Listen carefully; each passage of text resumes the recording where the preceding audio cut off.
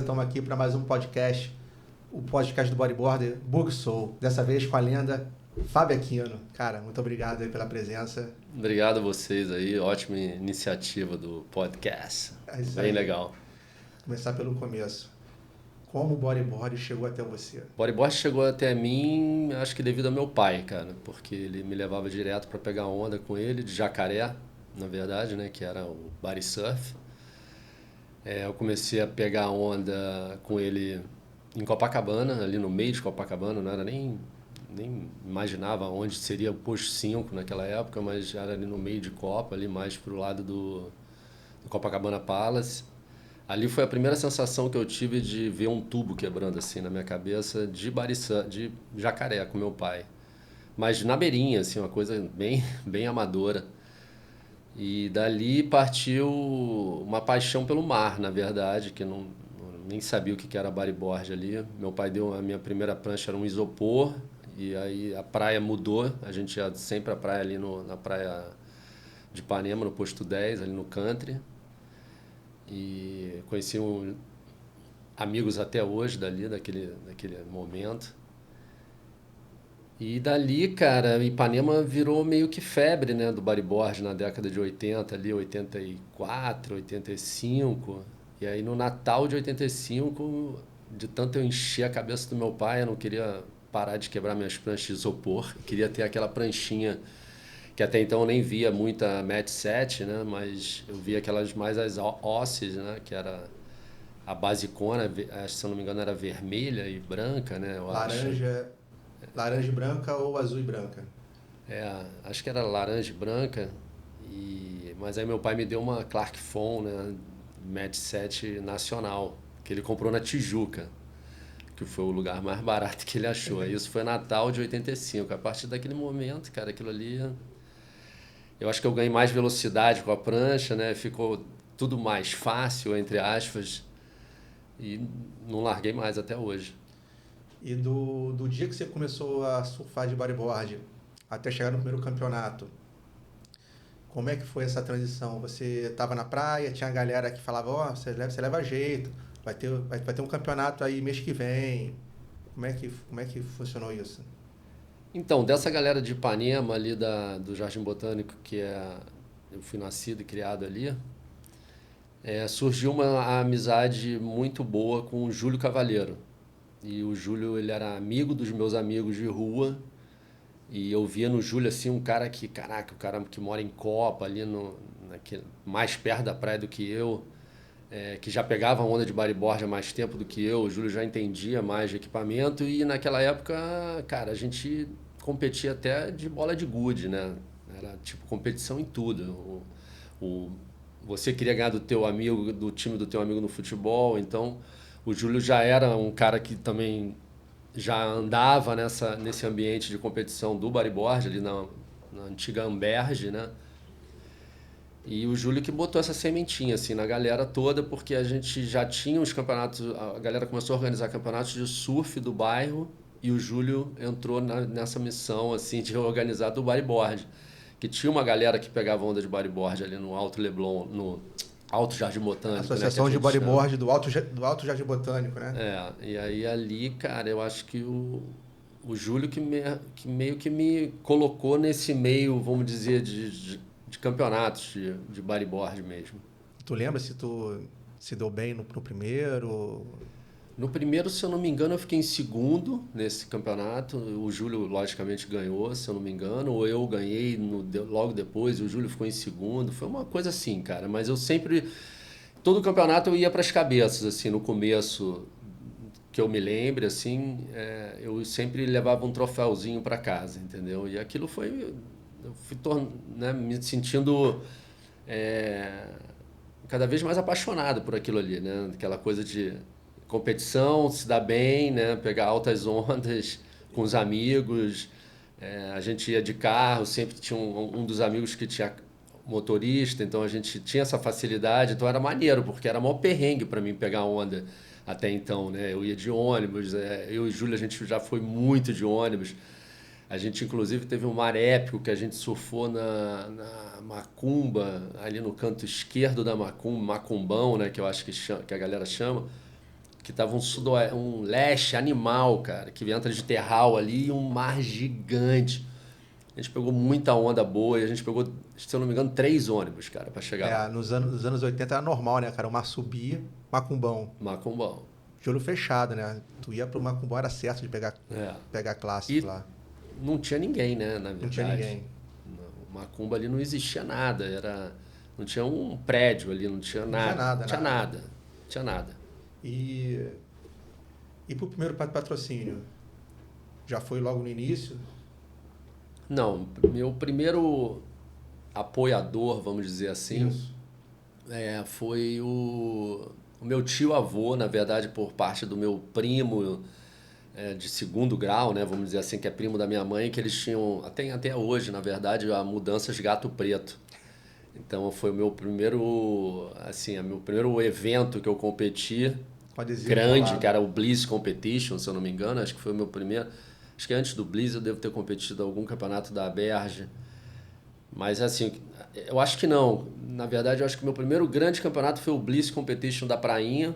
De 87. 87, que acho que teve 2 etapas, né? Prainha e Quebra-Mar.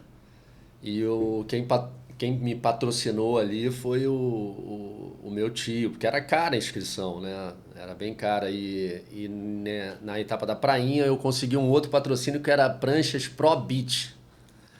Que era uma prancha tipo a pior do que a Elton na época, entendeu? Então assim, eu tava bem mal assim de equipamento. Mas eu ficava amarradão, né? Porque eu consegui um patrocínio de prancha, então eu fui para a etapa do quebra-mar já com patrocínio de prancha, assim. Mas eu usava a minha prancha Met 7 com o adesivo do cara, porque a prancha realmente era muito ruim, Essa Pro né? Beach aí é novidade. Era muito ruim a prancha dele. E tu lembra ali, tipo, no campeonato da Prainha, quem era a galera que tava ali do seu lado ali competindo? Já existia Guilherme Tâmega, né, cara? Porque o Guilherme ele foi inserido ali assim, eu tô falando da minha categoria, né? Isso. Já existia o Guilherme Tâmega ganhando o campeonato e o Marcelo Siqueira, que era um cara que eu não sabia quem era. E o Marcelo era impressionante, né? A fluidez dele. E era um cara alto, magro, né? E conseguia fazer manobras que a gente, caraca, eu falava, né? O Júlio, a gente, caramba, como é que o cara consegue fazer essas manobras? Mas, lógico, os profissionais também, né? Que me chamavam muita atenção, o Kiko Ebert, pelas manobras aéreas, assim, especialmente no quebra-mar, quando eu vi os caras surfando quebra-mar bom que deu, falei, caraca, é outro nível, né? Os caras são outro nível. E aí dali você tomou gosto pelas competições, entrou de cabeça nos campeonatos. Ali... Tu lembra o teu primeiro...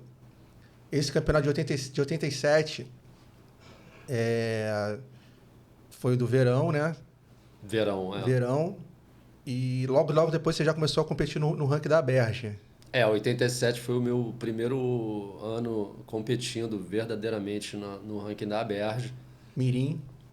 Mirim, na mesma categoria do Marcelo e do Guilherme. Isso. E aí... No começo, cara, foi um aprendizado direto, né? Porque eu era um moleque novo, assim, no cenário do bodyboard, apesar de eu ter quase a mesma idade do Guilherme e do Marcelo, mas eu era novo naquele ambiente ali. O Marcelo, se eu não me engano, já tinha adesivo da Headley na prancha. E, pô, a Headley pra mim era, caraca, era a marca do Playboy, né? Vamos dizer assim, da marca mais cara que tinha, desejada. E o Guilherme, se eu não me engano, já o Guilherme acho que era Quebra-Mar, que era uma marca maneira também da época. Então, assim, e divulgava muito nas revistas. Então, era aquele ambiente, caraca, eu tô vivendo isso aqui.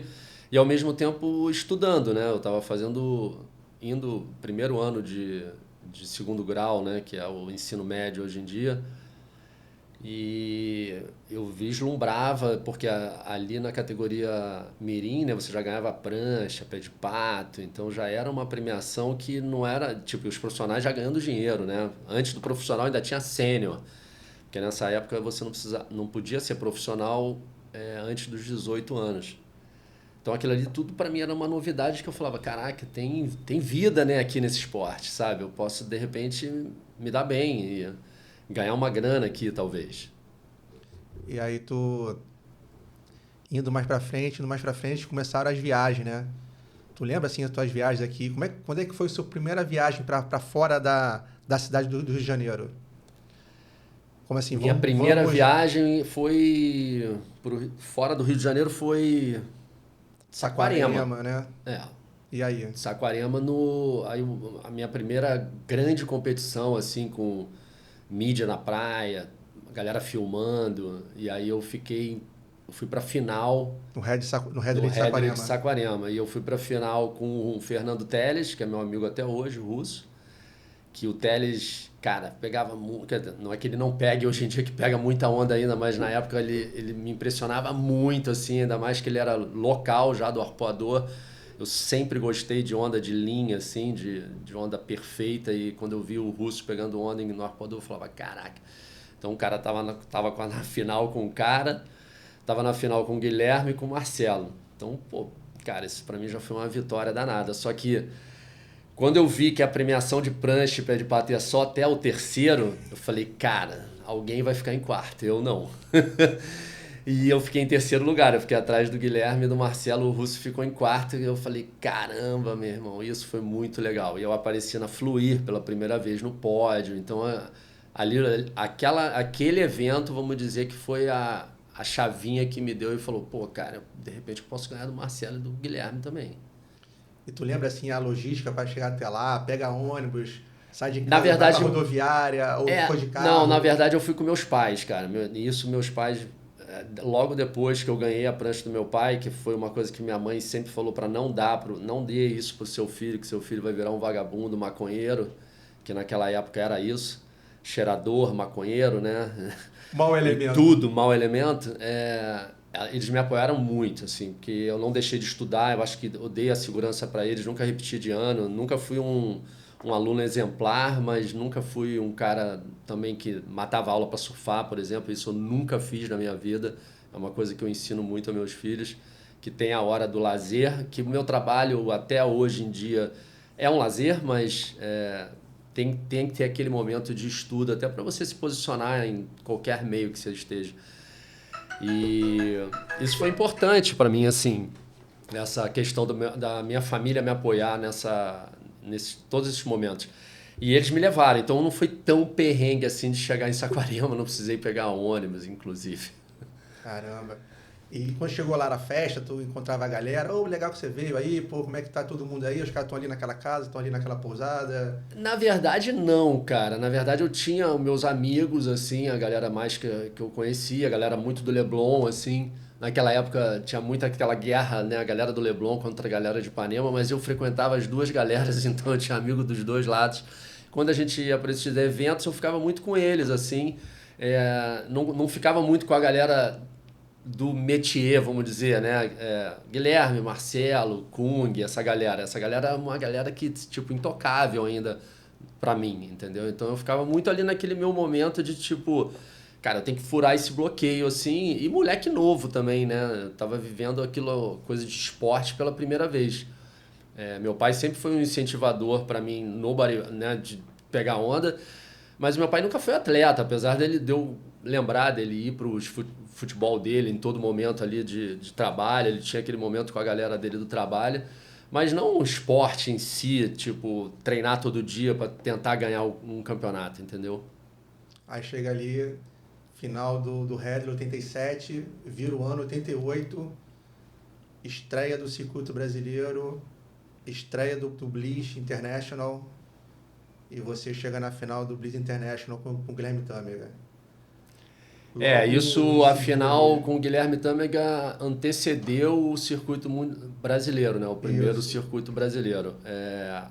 O Blitz de 88. Aquilo ali foi um divisor de águas para mim, na verdade, também, sabe? O Blitz de 88, porque eu ganhei do Marcelo Siqueira na semifinal. O Guilherme, se eu não me engano, ele ganhou do Marcelo Dias ou do Sérgio... Eu não me lembro agora quem foi o outro terceiro, mas... eu ganhei do Marcelo, cara, e ganhar do Marcelo naquele mar ali não era para qualquer um, assim, e foi devido a muito treino mesmo, não tinha esse lance de escolinha e tal, eu me policiando mesmo, sabe, olhando os outros, falando, pô, eu tenho que fazer igual, via muito a linha de onda das meninas, né, da Isabela e da Mariana, uma linha de onda que a maioria dos campeonatos era onda pequena, então tinha que ter uma fluidez muito grande, encaixar as manobras nos melhores lugares, que o julgamento já analisava muito isso, a questão, né? Porque acho que foi a base de toda a organização, foi os próprios atletas, então a galera conseguia enxergar, né? O 360 com a mão e sem a mão. E quando você chega na praia, que tu vê aquele palanque gigante lá... Sensacional, cara. Sensacional, aí... né? Bliss Competition, você ao vivo na Globo, assim, aí no final do dia, na segunda, no dia seguinte, você ser reconhecido no meio da rua. A Globo, hoje em dia, perdeu esse alcance, mas pô, se você for comparar com qualquer outra mídia, a Globo é a Globo. No Brasil, no ambiente do Brasil, você aparecer ao vivo na Globo, né? Ainda mais naquela época no Fantástico, cara, era bizarro. E a praia cheia? A praia lotada. Dali, depois daquele evento, eu fiz a minha primeira viagem internacional, que foi a passagem que eu ganhei ali naquele campeonato para o Peru. O Guilherme ganhou para Califórnia, se eu não me engano, e eu ganhei para o Peru. E aí eu fiz a minha primeira viagem internacional devido à minha conquista, a minha própria conquista com 17 anos. Eu conquistei isso, né? Eu falo isso para meus filhos hoje em dia, os pais ficam assim, caraca, mas dá para 17 anos tu ir embora de casa sem tipo, pai, valeu, tô com o meu dinheiro. Como é que era isso? Como é que você... Cara, era demais. Meu pai e minha mãe minha mãe sempre preocupada com aquela história das drogas e tal, mas sempre me apoiaram. E foi demais, cara. Tipo, a gente não tinha celular, né? Não tinha... Foi pra onde, Peru? Na verdade, eu fui com o Francisco Diegues, o Chiquinho. E foi uma experiência incrível, cara. A gente foi para Punta Hermosa, pegamos todas aquelas ondas ali. E depois a gente foi para Chicama, que foi irado também. A gente pegou Chicama, marola, mas pô, foi muito maneiro. Caramba, irado. Eu lembro, cara, que no Bliss, já falei aqui, todo podcast a gente fala isso, a gente lembra do Bliss, que eu vi a sua final com o Guilherme, eu tava na areia e vocês finalizavam a onda nos pés, assim, da galera, né? Eu era o moleque que tava ali, o primeiro, vocês terminando a onda no meu pé ali, eu já, caraca... É bizarra a quantidade de gente que tinha na praia. É que a gente fala hoje em dia, né? Tem uma discussão em grupos até que as pessoas falam, será que isso não é saudosismo, né? Hoje em dia eu tenho muito pé no chão para falar que não é saudosismo. Realmente a praia ficava lotada. Isso. E essa coisa do ao vivo na Globo, que a Globo tem esse alcance muito forte, é uma coisa... Era muito diferenciado naquela época. E, na verdade, a gente ia ao vivo no Globo Esporte, se eu não me engano, né? No decorrer do dia. E à noite tinha um recap, né? No Fantástico. Então, assim, era massificante no domingo a gente ter isso na televisão. E o patrocínio era Nestlé, cara. Era Bliss. Era Nestlé. Hoje em dia a gente não tem a Nestlé envolvida no bodyboard. Chegava no colégio, geral falando, ia pro shopping, ia na praia, todo mundo falando contigo. Sim. E esse alcance, na verdade, é o alcance que gera o dinheiro para você ter disponível ali para bancar o atleta, entendeu? Então, eu vivenciei isso bem. Cara, era tão cheio a praia que no ano seguinte eu não fui por ser muito cheio. Falei, cara, eu fui ano passado, é insuportável, é muito cheio, eu não vou. A minha galera foi, eu falei, não vou não. Vou ver na televisão depois. A gente até pode falar, poxa, hoje em dia você tem muito mais gente assistindo um evento, talvez, do que a galera na praia. Sim. Mas eu acho que o calor humano ali, né, cara, aquela coisa é diferente. E, na verdade, a gente não tinha como calcular o alcance também do que a Globo gerava com isso, entendeu? Que aí sim a gente tinha, monetariamente falando, porque os organizadores dos eventos, eles entregavam pra gente uma mídia que a gente sabia quanto que você gerou de grana de retorno pro teu patrocinador, entendeu? Então, isso foi o grande diferencial também dos primeiros circuitos brasileiros que vieram logo após esse Blitz de 88 na Barra, entendeu? Aí você tinha uma base para pedir um salário. Exato, eu chegava no cara, numa empresa, num jurídico e falava, pô, eu quero de você 100 mil porque eu gerei 500 mil. Exatamente. Entendeu?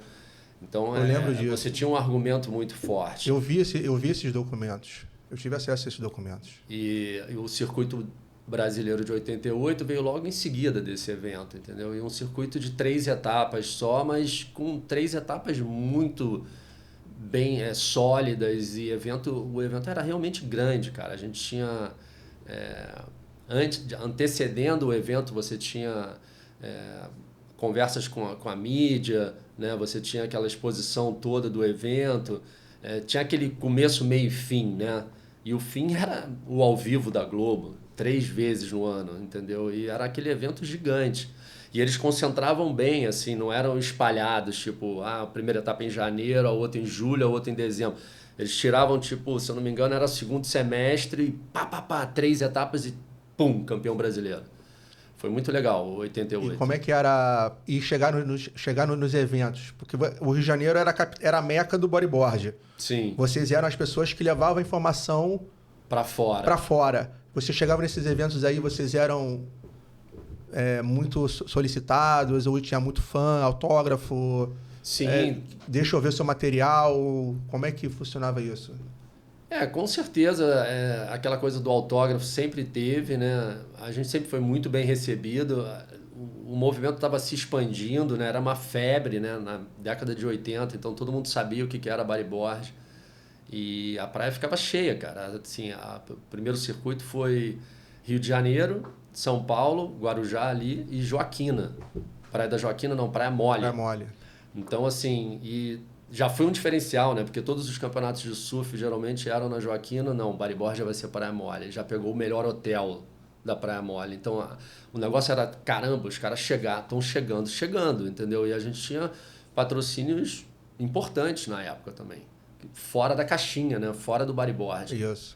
E, na verdade, a gente tinha o único patrocinador do bodyboard, era a Etafon, que era a Down Química, que era do bodyboard, mas não era, né? Isso. Porque é uma empresa de espuma industrial muito grande que usa ali um pouquinho do produto que ele faz para o bodyboard. E tu lembra lá na Praia Mole, chegando, a galera recepcionando? Sim, sim. Mas só lembrança boa, cara. Só lembrança boa. E quem era a galera? Quem eram os amadores nessa época aí, do ciclo de 88? Que estava lá contigo, lá brigando lá? Marcelo, Guilherme, os caras meio que... Eu nem me lembro qual a melhor colocação que eu fiquei em 88, cara, mas eu acho que eu não fiquei em segundo em nenhuma, era Guilherme eles trocavam, Marcelo, né? Eles trocavam, ali um ganhava, outro ganhava, um ganhava, Eles outro fizeram ganhava. as 3 finais. As finais, se eu não me engano, no Amador eram finais de 4. De 4, era. Então, se eles sempre ficavam ali, primeiro e segundo, aí o terceiro e quarto a gente ia abocanhando ali um ao outro, entendeu? Já tinha Marcelo Pedro, era da minha categoria, que era a categoria amadora, né? O Marcelo era da minha idade, mas na Aberge ele não era até então, porque ele era sênior e eu era mirim. Pelo fato dele já ter competido, tinha uma história dessa, assim, não era a idade. No brasileiro, eles pegaram todas as categorias amadoras e amador. botaram numa só. Exato. Não era como mirim, se fosse um Open da vida. Era um Open, era. Que a gente não ganhava dinheiro no evento, mas você ganhava, cara, tanta coisa. Tipo, você ganhava um rádio que tu vendia e, na verdade, todo mundo tinha patrocínio com dinheiro. Só não ganhava o dinheiro do campeonato, porque dinheiro tu já ganhava. Mas a mídia que vocês eram expostos, cara, já gerava o dinheiro já para vocês. Já gerava. Porque eu lembro que os amadores, eles eram tão ídolos quanto os profissionais. E tinham atletas amadores que eram mais ídolos que os atletas profissionais. Porque já era da nova geração, né? Com manobras já mais expressivas, né? Porque o Guilherme e o Marcelo, nessa época, cara, eles faziam um surf muito agressivo, muito. Se eles estivessem já no Pro, já estariam ganhando. Foi o que aconteceu, na real. Isso. Pela idade do Marcelo, que o Marcelo é um pouco mais velho do que eu, e pelo fato do Guilherme já querer virar profissional loucamente, eles deixaram, tiraram, né, caiu os 18 anos, E eles se profissionalizaram, Isso. os dois, em 89. E eu vi a oportunidade que eu mirei de tentar competir o campeonato da ISA Games, que até então era o único campeonato que dava o título de campeão mundial, além do campeonato de pipeline. E aí eu lembro que o Guilherme vence o circuito brasileiro de 88. 88 amador, vira profissional. E vence o Pro também. Vence o Pro em 89. Marcelo Siqueira vai também para o profissional e você fica ali dominando a categoria amadora. Dominando não, né? Porque eu terminei em 87 em terceiro. Em 89 você termina... Não, desculpa. Em 88 eu terminei em terceiro, que foi o primeiro ano do circuito. Aí os dois primeiros sobem. E aí eu começo a competir, cara, com o Marcelo Pedro, que não subiu. Aí eu começo a competir com o Igor Bayer, que eu já competia também, que o Igor, cara, era um cara lá do Leme. O Igor trabalha hoje na Europa, ali na Alemanha, não pega mais onda.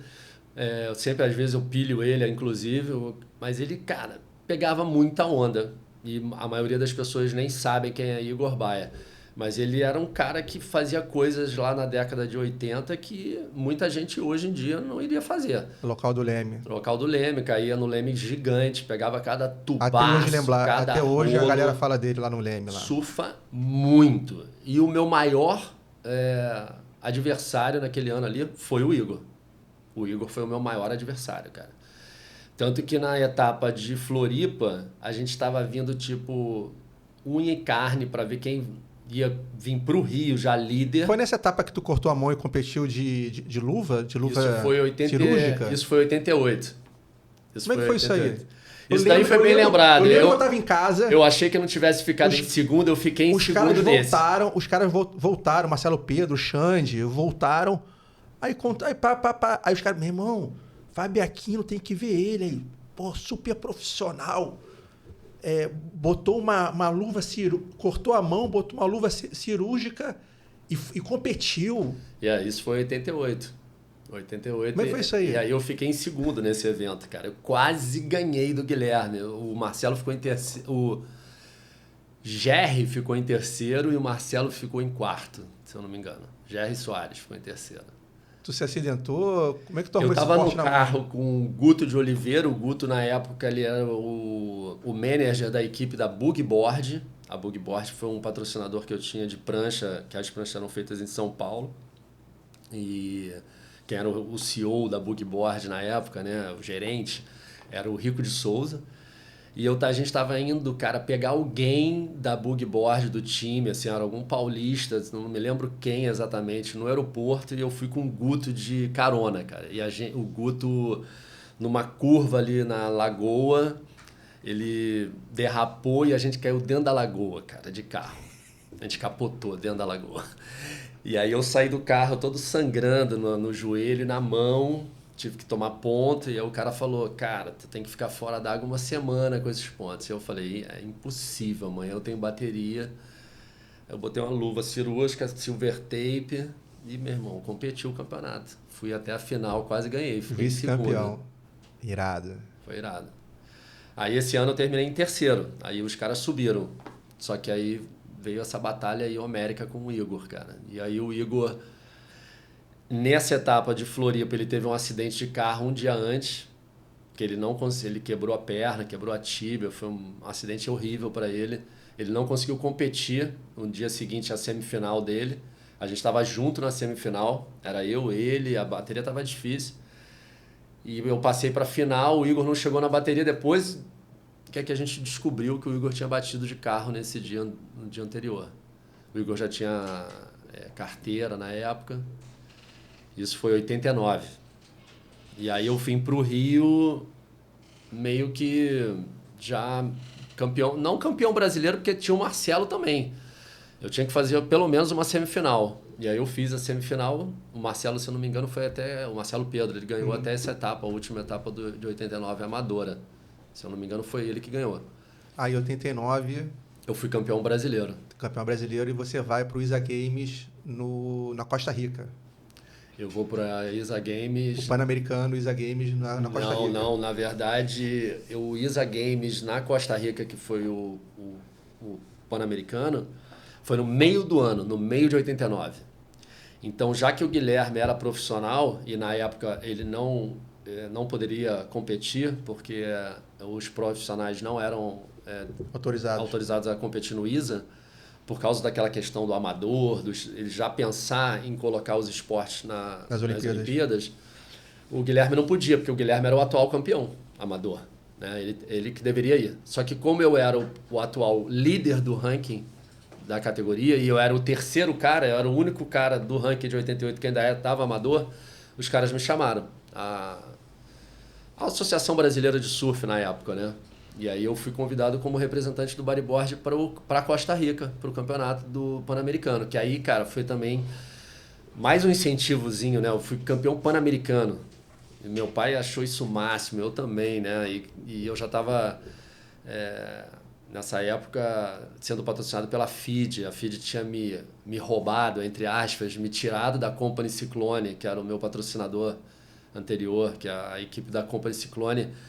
Quem me colocou lá foi o Billy Portinari, que era da equipe já, quando me viu indo bem nos eventos, me chamou e aí eu fiz parte da equipe Kiko Ebert, Guilherme Tâmega, Fábio Aquino e Billy Portinari. Pô, era uma equipe irada. Era. Irada. Na época, então, eu era muito feliz. E a primeira vez que eu fui no Hawaii, cara, eu fui recebido, isso foi em janeiro de 89, fevereiro de 89, que foi um ano de muita mudança, né? Primeira vez no Havaí, fevereiro de 89. Foi o ano que eu fui campeão brasileiro no final do ano, fui pro Mundialito no meio do ano. Mas quem me recebeu lá foi o Roberto Valério, cara, que eu era da equipe da Ciclone. Então quem me pegou no aeroporto foi o Valério e quem me mandou a passagem aqui no Brasil para eu ir para o Havaí foi o Rico de Souza. Então eu brinco pra caramba com o Rico, que o Rico foi um cara bem responsável pelo fato de eu ter ido pro Havaí. O Rico tinha muita influência no bodyboard nos anos 80. Muito. Ele era o manager da Bugboard, ele que organizava o Bliss. Exatamente. Ele que levou a Glenda pro Arrini. É isso aí. Né? Então, assim, eu sou um cara que eu sempre vivi esse lance do surf como um todo, né? Isso, não tinha divisão. Para mim não tinha isso. Nunca teve, na verdade, entendeu? E eu achava bacana surfar. Pra galera dos anos 80, não tem divisão. Não divisão tem é anos 90. Eu vivenciei muito isso. Mas fala, tu chega lá no Havaí, lá, vamos começar vamos fazer 89. Tu chega no Havaí, Fábio, tudo bem com você? Você gostaria de ir pro Havaí? Como é que na verdade, quando em 89 a gente teve o Bliss também, né? Em 88 eu fui vice-campeão e em 89 também.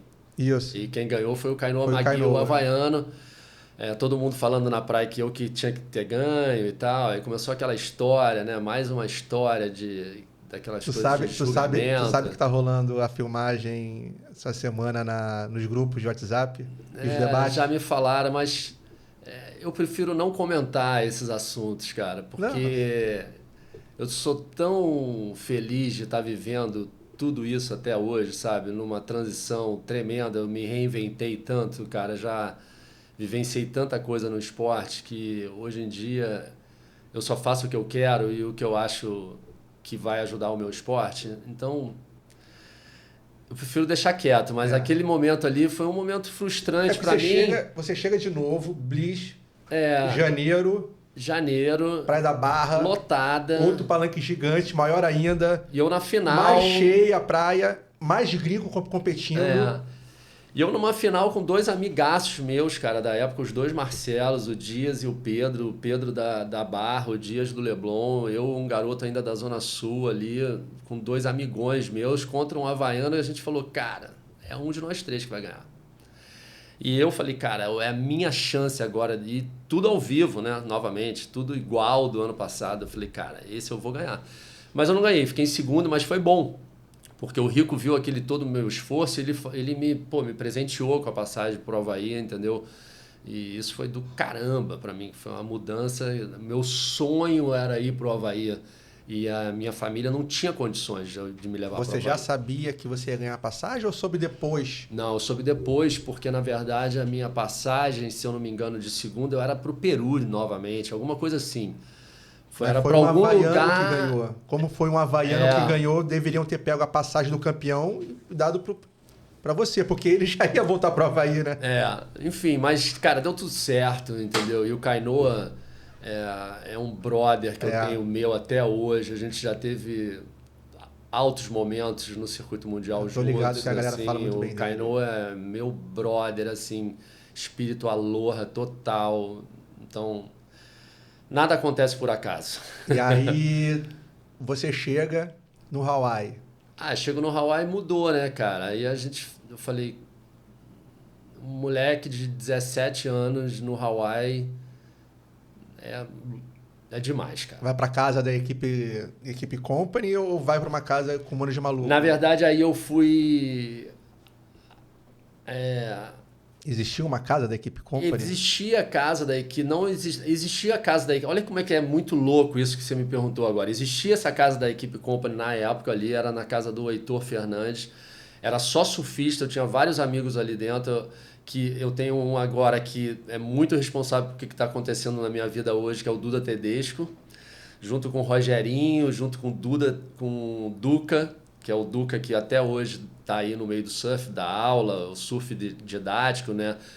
O Duca faz um trabalho muito maneiro, que olhou, aprendeu, então eu gosto muito do Duca. Mas eu não, cara, eu fui meio que... Entrei na família do Marcelo, do Paulo Esteves, os caras me convidaram para ficar com eles. Com a Stephanie, que era da equipe da FID. E até então eu era Company Ciclone. E ali começou a minha interação ali com a galera da FID, com os donos da marca da FID, que era o Paulo Malta e a Lucy Malta, que eles tinham aquela marca para a Lucy, que o Paulo ele trabalhava no mercado financeiro e a Lucy tinha a marca que ela adorava o bodyboard, adorava o surf, e queria ajudar de alguma forma e fazer uma roupa boa na época. E ali começou o meu envolvimento com eles, na verdade. Eu fiquei na casa deles. E aí tu chega lá... E aí mordomia total, né? Chego no Hawaii, mordomia total, casa da Lucy, a gente tinha carro para pegar onda todo dia, ia para os melhores picos na hora ali. Pô, foi demais, cara. E tu lembra do teu primeiro mar? Tu chega de tarde... Meu primeiro mar, se eu não me engano, foi Log Cabins, cara. Dorme e acorda. E como é que são? Quando você chega, ela falou, você chegou... Não, a gente... Bate papo, ouve histórias. Não, eu fiquei tenso, né? No dia seguinte ver aquele mar ali, mas a gente já caiu em Log Cabins, o Paulo esteve já me puxando, já vambora. E foi alucinante, cara. Ganhei muito nessa viagem, muito mesmo. E aí, primeiro mar, corrente, toma na cabeça, reza. Não, cara, alucinante, mar liso, primeiro pipeline bem tenso, assim, mas um pipeline bom, né? Sem muita gente, então deu para aproveitar muito. Nessa viagem, você já começa a negociar seu patrocínio com a FID? Não, eu acho que nessa viagem eu mostro para eles quem o Fábio é. Entendeu? O cara família, o cara correto, que nunca sacaneou ninguém, sempre respeitou todo mundo. E no Hawaii, você lembra as ondas que vocês surfavam? Porque não era só pipeline, você acaba de falar que o seu primeiro mar foi Long Cabs. Mas vocês rodavam tudo, né? A gente rodava tudo, porque eu já estava com... a primeiro olhar meu foi para pipeline, lógico, mas a gente caiu em Log Cabins porque o mar estava muito melhor. Você com um cara já experiente, com umas pessoas que já foram, né? Ele te facilita isso, né? Você já começa a conhecer lugares que talvez você não conheceria. A gente surfou Laniakea, Chance Reef, Jocos, que era um lugar que a gente ia muito, porque Jocos quase ninguém ia. E Jocos tem um tubo maneiro também, uma onda pesada. Então, às vezes era melhor ir para um lugar desse, pegar mais onda do que ir para pipeline e não pegar onda. Já tinha essa coisa, entendeu? Rock Point. Rock Point também. A gente ia muito para Rock Point. Muito. Que é uma onda muito boa também, né, cara? É uma onda muito boa. E tu lembra ali teu primeiro pipeline? Lembro, meu primeiro pipeline... De noite a galera falando, amanhã pipe. Amanhã pipe. Lembro os drops bem difíceis, assim. Aquele medo de ir para onde tem o tubo, né? Mas pipe é pipe, né? Pipe é... quando você olha... Eu acho que todo bodyboard adora pipeline, pelo aquele fato da onda ser perfeita, mas ao mesmo tempo é uma onda meio mutante, né? Ela está em vários lugares ao mesmo tempo. Sempre tem aquela regra do coqueiro, mas sempre tem a regra também de você não tomar na cabeça por causa do coral. É uma onda desafiadora sempre. Sempre, né? Sempre. Mas se você me falar qual é a melhor onda que você acha no mundo, se você quiser pegar uma onda de, né, vamos dizer, 6, 8 pés ali, cara, é pipeline clássico, não tem igual, mas a verdade é que você às vezes está ali em pipeline clássico, pipeline 10, 12 pés, que também tem altas ondas, mas você não consegue pegar a onda. Aí tu volta da temporada havaiana, sua primeira temporada chega aqui, ano de 89, o campeão e o vice subindo para profissional, 89 é o teu ano. 89 é meu ano. Aí 89, eu lembro que teve o circuito FIDE. Teve o circuito FIDE, teve o brasileiro e teve esse mundialito. Eu ganhei tudo. Ganhei o brasileiro, ganhei o mundialito e ganhei o circuito FIDE. E aí dali eu tive esse convite para o ISA Games de 90, que ia ser o campeonato no Japão. Me juntei com uma equipe maravilhosa de surfistas, de técnicos, do Marcos Conde, o falecido Caio também, que, cara, os caras me ensinaram muito, muito em técnica de competição, em pré-temporada de circuito mundial, que ia vir em algum momento. E foi demais, assim, ter vivenciado esse evento tão grande, cara, no Japão, assim, com a equipe americana tendo Kelly Slater, Pat O'Connell, Rob Machado. Eu tava com uns surfistas muito importantes, Taylor Knox, com a galera toda que, tipo, ia explodir no circuito mundial e ficou no circuito mundial há muito tempo. E esses Games de 90 foram 3 campeonatos, né? Três eventos e as equipes... Fizeram um rankingzinho. Não, e as equipes... A Austrália era Steve Mackenzie, a Bahia era Jack Buder, tinha a galera, tipo, top. E o Steve Mackenzie, assim, pô, já era profissional, entendeu, na época. E eu não era até então. Porque eu tive que seguir a regra legal, assim, de não competir em nenhum evento que eu ganhasse dinheiro. Não é pelo fato de eu não querer, que eu já queria, mas para não perder essa vaga, entendeu? Eu digo em 90, né? No começo de 90. E... Cara, foram 3... Foram 3 eventos, eu ganhei 2. Você ganhou 2. E um eu fiquei em segundo porque o Nicholas Capdeville ficou de cabeça para baixo na prancha, e ele ganhou 10, e aí eu fiquei em segundo. Só que aí a gente teve uma grande final no dia seguinte em Nijima, o último evento que teve ondas verdadeiras, assim. Tipo um super final de hoje em dia, né? Tipo um super final, exatamente igualzinho, só que era uma bateria de 25 minutos na água. E o mar tava marola, eu saí da bateria, todos falaram que eu ganhei, mais uma vez essa parada na minha carreira. E chegou o resultado, eu fiquei em segundo lugar, o Jack Buder em primeiro. O técnico o técnico geral do Brasil sim enfurecido. A gente tinha um juiz brasileiro na final, que era o Gadelha. Eles pegaram a papeleta toda rasurada. Eu não tenho essa papeleta hoje, mas essa papeleta ficou na mão dos meus patrocinadores na época da FIDE. E, cara, mas foi isso. Eu fiquei vice-campeão mundial, mas, cara, pra mim eu fui campeão. Porque eu ganhei aquelas 3 etapas de folga. O Jack, ele entrou na final em 4º lugar nesses 3 eventos. Então, assim, ele entrou no finalzinho. Pelo ranking que fizeram, você foi o campeão.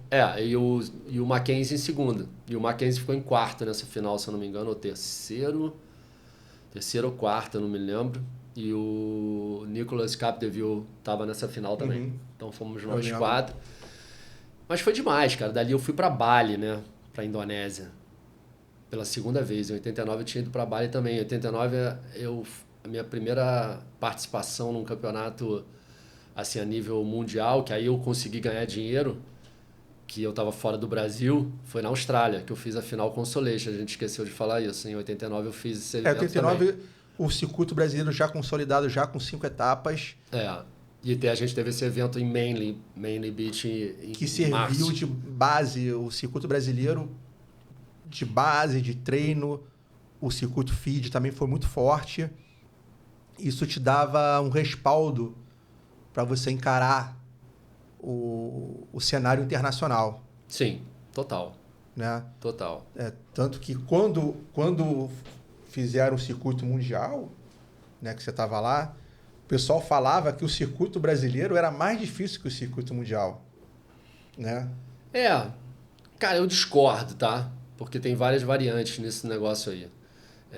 Até porque a gente teve alguns brasileiros que foram tentar o circuito mundial naquela época, não se deram bem. Isso. E voltaram, entendeu? Assim, é difícil, cara, tudo é difícil. São várias variáveis, assim, que eu vejo no circuito mundial. E o C89 ali, o circuito brasileiro, que já com mais etapas ali, São Paulo, Floripa, Espírito Santo, Rio de Janeiro. Primeira vez no Espírito Santo, primeira vez, né? Salvador, Bahia. Salvador, Bahia, Chalamares. E como é que vocês chegam lá? Outro público, outra galera, uma nova onda. Essa época de 89, cara, o circuito tava bombando. Bombando. Eu ganhava uma grana boa, cara, de patrocínio por mês, já me bancava inteiro em casa. Meu pai não pagava mais nada pra mim. Todas as minhas viagens pagas. Eu só morava na casa dele. Tipo, não comia, não tinha gasto de moradia nem de alimentação dentro de casa. Mas eu já fazia a minha vida total. E meu carro era o carro dele. Então, mas assim, fora isso, meu pai não me dava mais dinheiro nenhum. Tá. Aí chega ali, 89 ali, Barra do Jucu.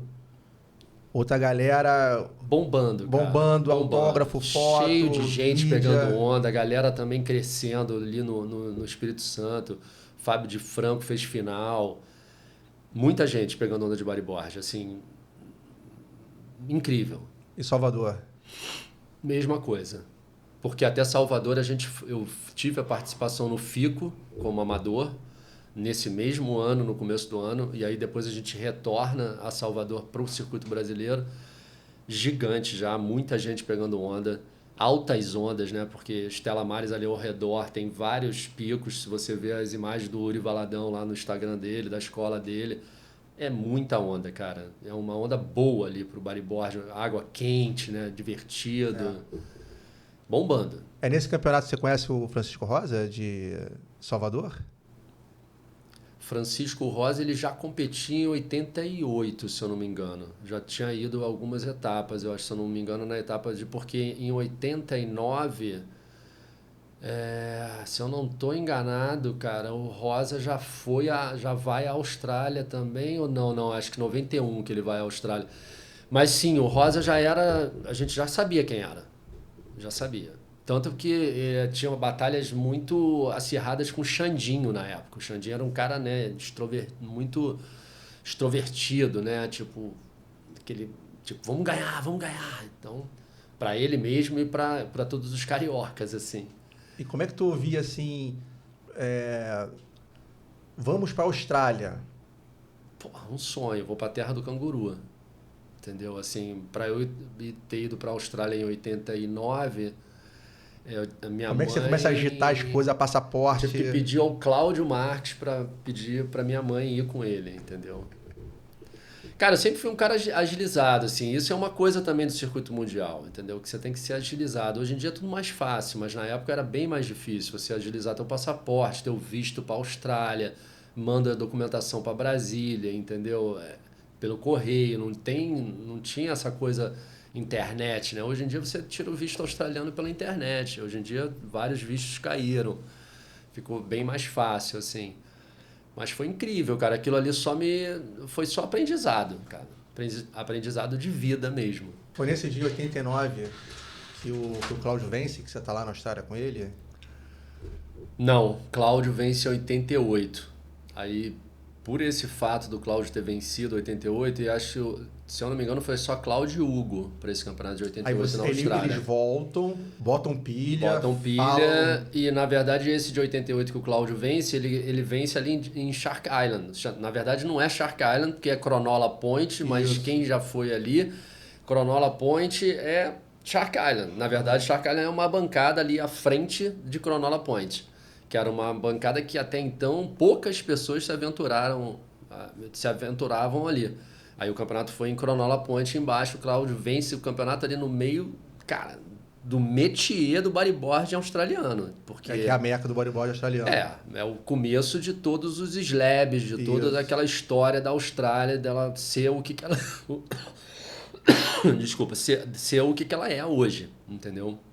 E quando o Cláudio volta, e fora que o Cláudio foi pra Indonésia depois, ele e o Hugo. Então, histórias assim, tipo, altas ondas, temos que ir, banana. Já marca a passagem. E eu era moleque e ficava escutando isso durante 88 inteiro. Aí 89, eu era Company Ciclone.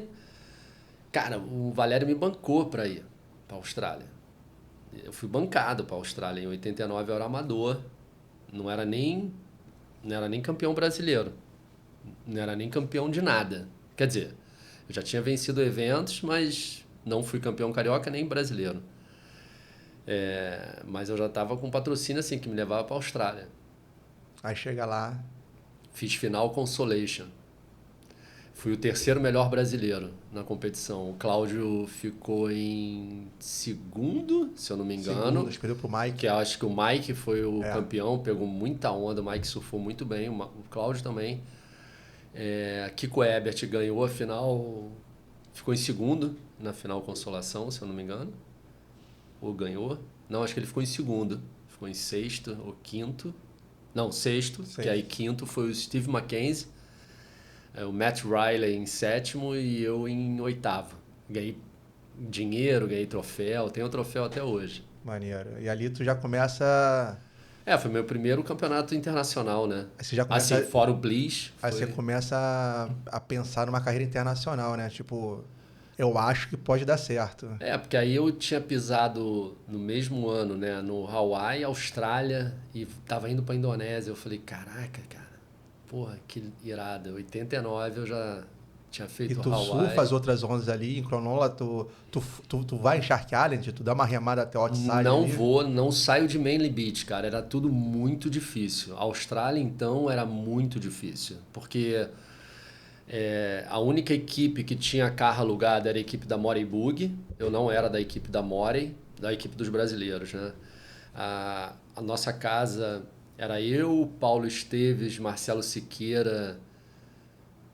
e mais alguém, que era, acho que alguma menina, assim, porque o Guilherme ficava com a galera do Kung, que eles eram da prancha Speedo, e tinha a equipe da Moribug. Então a gente meio que não tinha como se locomover. A gente só pegou onda em Manly Beach, cara, na Austrália. Eu não fui nem a outra praia no primeiro ano que eu fui. Mas em compensação, tu vai pra Bali. Aí em compensação dali eu vou pra Bali. Aí eu fico com o Cláudio, com o Marcelo e com o Paulinho, Paulo Esteves. Aí é uma viagem alucinante, cara. Alucinante. Pegamos altas ondas em Uluwatu, Binguim, Airport Reef, todos aqueles riffs ali, Kuta Reef, cara, quase sem ninguém, sempre com uma galera boa junto. Altas ondas. Pego o meu primeiro verdadeiro tubo, assim, longo, de eu estar navegando no tubo. Até então, o tubo para mim era uma coisa... Ipanema. Eu consegui perceber que eu conseguia navegar dentro do tubo. Aquilo ali me deixou com uma... Eu amei fazer aquela parada ali. Tipo, ver aquela onda, o wall, né? Aquela parede na tua frente, eu poder fazer o inside corner do lado. Fora inside corner como Binguim também, que Binguim também era uma onda... Hoje em dia ainda mas é muito mais gente, né? 89 era muito menos gente. Não tinha nada, né, praticamente. Não tinha nada. A gente chegava de moto até Uluwatu, né, pela trilha. Hoje em dia a gente chega de carro. Aí tu volta já com know-how e tudo mais. Termina o ano de 89, campeão brasileiro. Aí vamos lá pro Japão, para esse evento das 3 e tal. Aí depois Japão, cara... Como é que é Japão, cara? Doideira, difícil chegar? Na primeira vez que eu fui ao Japão, língua, eu sempre tive vontade de conhecer o Japão também, né? Tava no começo da comida japonesa no Brasil, né? Aquela coisa Achou que fosse igualzinho. Achei que ia ser igualzinho. Na verdade foi melhor. Eu achei que foi melhor. A primeira vez que eu tomei saquê na minha vida foi no jantar de abertura do ISA Games lá. Nossa equipe era a equipe do lado da equipe americana. Então eu tava com todos aqueles caras brasileiros que eram meus ídolos também, da minha idade, mas Vitor Ribas, Jocas Seco, Tadeu Pereira, toda aquela Jair Oliveira, toda Emerson Marinho, toda essa galera, Andrea Lopes, Smurf, pô, os surfistas que eram os bons surfistas na época. E era a minha equipe comandada pelo Marcos Conde e o Caio. E a equipe americana do nosso lado. Então foi aquele banquetão, cara. E serviram saquê e a galera crente que era água e a gente, não, isso não é água, e todo mundo bêbado depois. Foi muito maneiro, cara. Esse jantar marcou muito, assim, pelo fato de... As praias eram próximas? O deslocamento era muito demorado ou eram próximas das praias? A gente teve 2 etapas na mesma praia, que foi numa ilha, o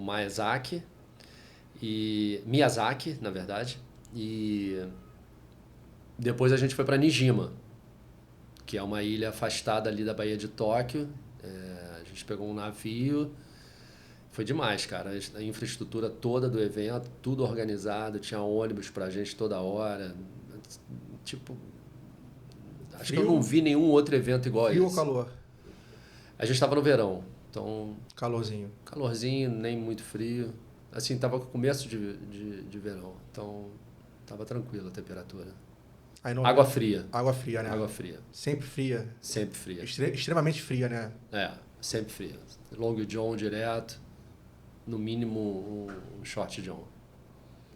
Aí tu volta, 90... Aí eu volto, cara, com a certeza que eu quero virar profissional, que isso é a minha vida. E vira profissional já em 90? Em 90 você já compete o circuito brasileiro? Já compito o circuito brasileiro como profissional. Sou campeão estadual em 90. Em cima de todo mundo. Em cima do Guilherme, do Marcelo, do Paulo Esteves, Cláudio, geral. Isso foi maneiríssimo, assim. Foi muito legal. Eu lembro. E nesse mesmo... Quando é que você começa a frequentar São Conrado? São Conrado eu começo a frequentar ali 88, 89. Quem te leva lá? Quem me leva ali é o Ricardo, os 2 Ricardos. O Ricardo Panda e o Sanovics, que é o cão.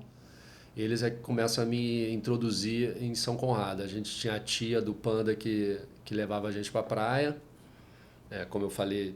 Assim, meu pai me levava nos finais de semana, mas meu pai sempre trabalhou de segunda a sexta. Minha mãe é dona de casa, mas fazia de tudo para minhas irmãs e para mim. E eu queria pegar onda a qualquer horário, então eu ia de ônibus direto, mas a gente tinha a facilidade da mãe do Panda, da tia do Panda, que levava a gente geral, assim. Não tinha aula, a gente ia com a tia dele, combinava. E foi o meu primeiro contato com as ondas de São Conrado, que, da minha percepção, cara, é muito melhor que Ipanema, né? Porque eu surfava Ipanema. Quando eu ia para a Barra, eu tinha a maior facilidade de fazer várias manobras. Mas aí, quando eu cheguei em São Conrado, eu falei, caraca, dá para fazer 2, 3 manobras na onda. Em Ipanema só dá para fazer 2. Então, eu falei, caraca, isso aqui é fantástico. Só que a gente não ia lá pro canto, né? Pro canto esquerdo. Ficava ali na frente do hotel... No máximo na frente do hotel. Na frente do hotel era. Porque o localismo era muito bravo. Muito bravo. Era. Eu lembro que eu tava lá, era bravo pra caramba. Era bem bravo. E aí em 90 tu tá ali, campeão estadual. Mas uma praia que a gente frequentava muito era o Quebra-Mar. Antes de São Conrado.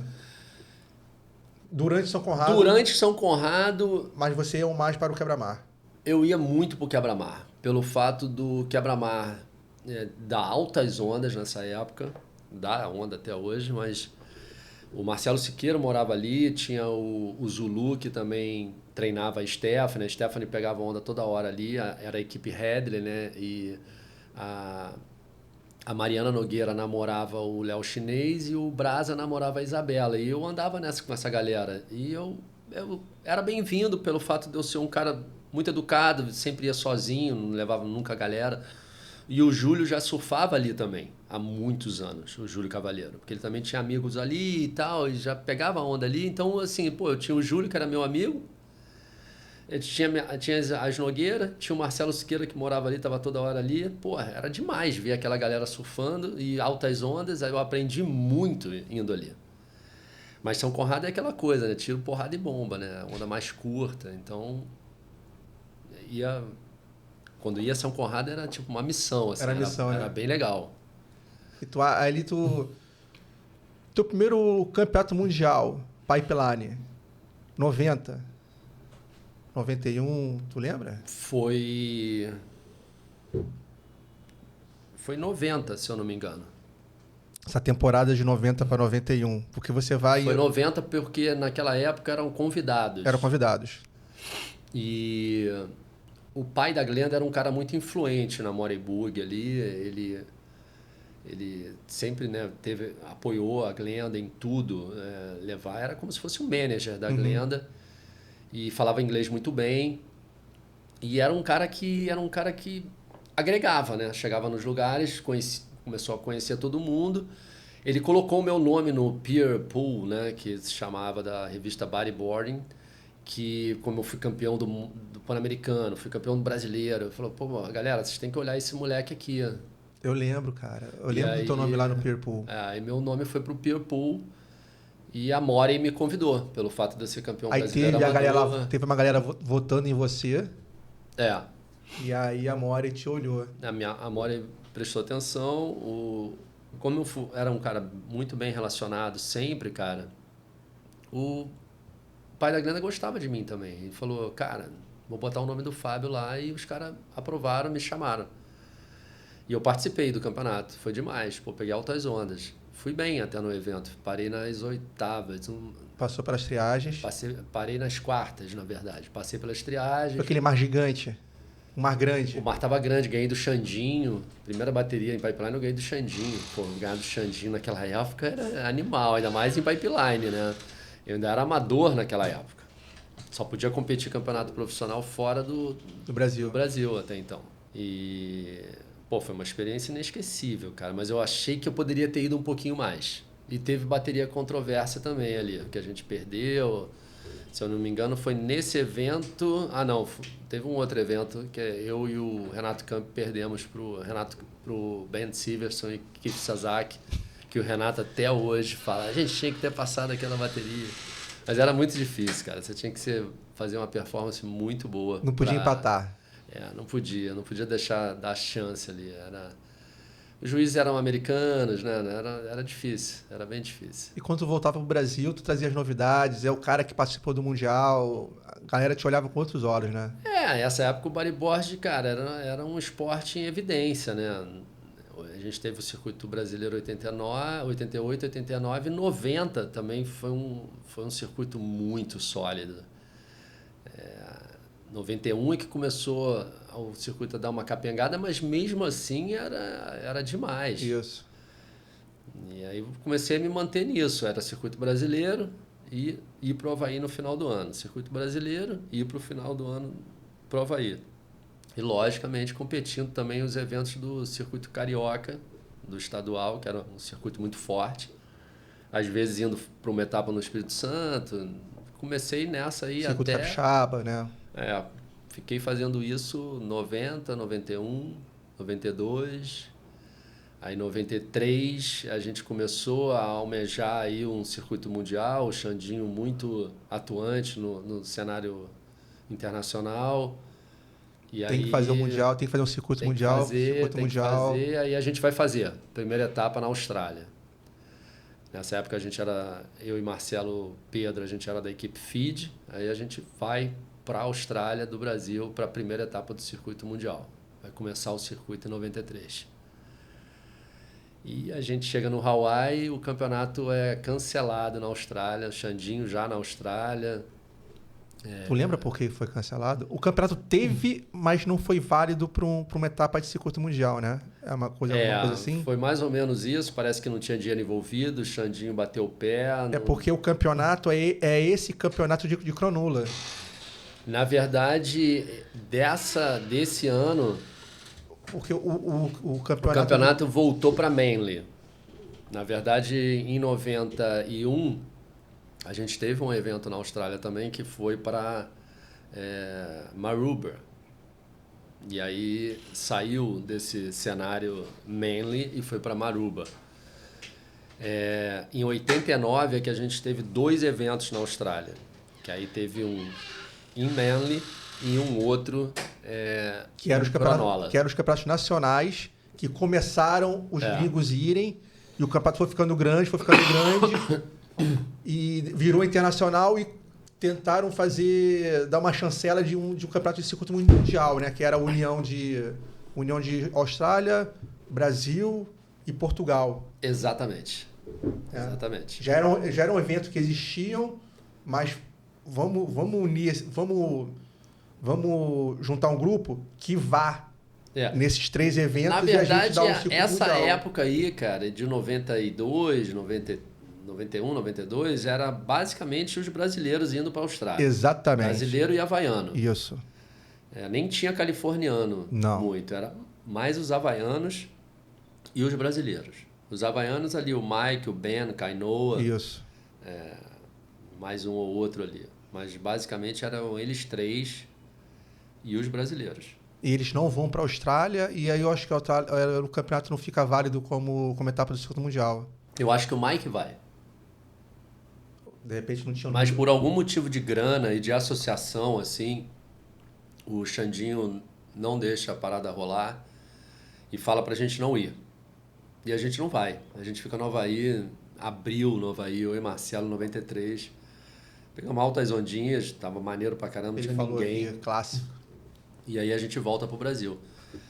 E aí em 94, cara, é um momento também já meio de crise em todo o cenário, né? Brasileiro, ali do bodyboard. Eu já tô meio que... O que eu ganhava dos meus patrocinadores já diminuiu bastante. Eu já perco o patrocínio da BZ que eu tinha. Não é que eu estava perdendo, mas eu saí da BZ para fazer tentar fazer uma prancha com o meu nome, um modelo meu, junto na FID, que a FID consegue, junto com uma fábrica do Sul, fazer uma parceria para produzir uma prancha. A prancha é boa, a gente testa a prancha, vamos fazer. Só que é difícil, né? Foi a minha primeira vez que eu vi que realmente é difícil trabalhar no mercado, né? No mercado de varejo. E o negócio meio que não dá certo, né? Não vende tanto da maneira que a gente esperava. A FID começa a ir um pouco mal das pernas também, é um momento de crise no Brasil. 93 para 94, eu começo a trabalhar na FID, na verdade. Eu começo a ir ajudar dentro da empresa. E é aquele momento meio tipo, caraca, o que vai acontecer? Nesse momento, cara, surge uma oportunidade tremenda para mim, que é o patrocínio da Supers, que vem da Inducel, que é uma marca de São Paulo, que é uma perna de uma indústria multinacional que vem da Suíça. Os caras acreditam muito no esporte, eles eram a galera por trás do início da Gênesis, da Speedo, e eles me contratam como garoto propaganda deles, e isso é o início do circuito mundial. Conta aí, cara. A Supers era um braço de uma empresa multinacional, de base na Suíça. Logo depois do primeiro grupo da Gênesis, eles saem da Gênesis e abrem a Supers? Como é que era isso aí? Na verdade, a Gênesis, né, vamos dizer, lá atrás, a Speedo, eles tinham aquela borda meio dura, né? Isso. E tem um químico envolvido nesse processo todo. E esse químico é dessa empresa, que essa empresa criou uma marca chamada Supers. Então, não tem a ver, mas depois tem muito a ver. Porque... Um funcionário sai da Gênesis, um funcionário sai da Speedo e abre a Supers. Na verdade, não foi muito assim. Na verdade, é o químico. A ideia parte de cima, não parte de baixo. É o cara que ele começa a fazer um material, uma matéria-prima, que ele acredita conseguir fazer uma prancha de bodyboard com essa matéria-prima. E é uma matéria-prima diferente da matéria-prima que era usada na época dos bodyboard. Matéria-prima mais barata e que ele conseguiria fazer dentro da fábrica dele. E essa fábrica é uma fábrica gigantesca, que é a Fagerdala. É uma fábrica gigante da Suíça. E eu tenho a oportunidade de trabalhar com esses caras. E isso aí é a mudança de chave para mim. No momento que eu vou mais em crise, na real, que era 2093 para 94. E 93 tem um circuito brasileiro ainda, mas bem mais frágil. Isso. Eu, inclusive, competi algumas etapas, até me dei bem. Mas já estava naquela batida, cara, preciso fazer alguma coisa que eu tô ficando mais velho, pô, eu quero sair de casa, quero comprar meu carro, quero ter minhas paradas e já está na hora. Então, eu tenho essa oportunidade de trabalhar com esses caras e aí começo a testar esse bloco deles. No primeiro momento, cara, eu nem, vou te falar, nem me importava em usar nada porque eu estava sendo bem pago para fazer o que eu mais queria. Vou para Portugal com a prancha deles e fico em terceiro lugar no evento. Perco o Guilherme na semifinal, uma bateria bem disputada, que acho que poderia dar qualquer um dos dois, mas eu perco, fico em terceiro, fico feliz pra caramba. Os 94. Caras, 94. Que ainda é um embrião do que viria a ser o segundo. Já é um DOB. Já temos o Guilherme como campeão mundial de pipeline, né, que ele ganhou em 94. Essa etapa foi, se eu não me engano, em agosto, no meio do ano mesmo, lá em Portugal, e estava todo mundo. Brian Wise, Jay Real, todos. Já tinha europeu, aí sim, já era uma etapa que tu poderia falar, essa etapa é uma etapa do circuito mundial. Aí eu fico em terceiro. Brian Wise fica em terceiro junto comigo, final Mike e Guilherme. Guilherme leva a etapa. Então o Guilherme, teoricamente, é 2 vezes campeão mundial em 94. Né? Ninguém pode falar nada. Quem é campeão mesmo é o Guilherme. Isso. E eu fico em terceiro, né, cara? Maior resultado com a prancha dos caras. Aí os caras falam, meu irmão, a gente vai fazer isso acontecer. Aí abre a sede na França. E nisso eu já estou com um contrato assinado com eles, entendeu? Então eu tenho todo o circuito mundial bancado, tenho todo o meu salário mensal bancado. Aí eu falo, caraca, agora deu certo. E aí começa o circuito mundial em 95 com 8 etapas.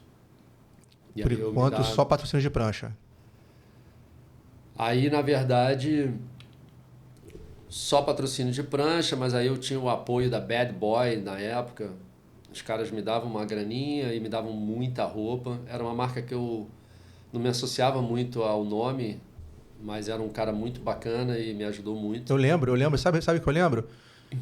Que eu tinha minha loja de surf, né? Minha surf shop, e eu comprava Bad Boy com o Mauro.